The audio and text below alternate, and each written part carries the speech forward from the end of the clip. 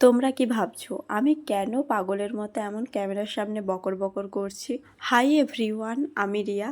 চলো আজকে তোমাদেরকে বলি আমি ক্যামেরার সামনে কেন বকর বকর করছি।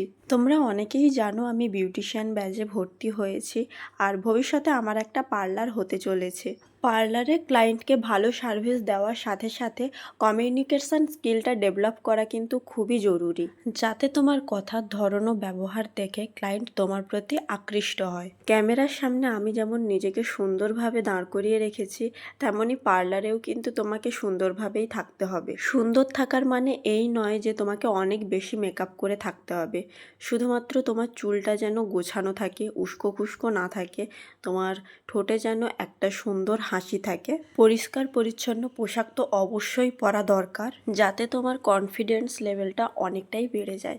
আর তোমরা পার্লারের জন্য ঠোঁটের লিপ বাম বা হালকা যে লিপস্টিকগুলো পাওয়া যায় সেগুলো ব্যবহার করতে পারো। এতে তোমাদেরকে আরও বেশি সুন্দর দেখাবে। অনেক কাজ আমি এখনও করতে পারি না, তবে মনের মধ্যে এই জেদটা আছে, আমি ঠিক শিখে নেব।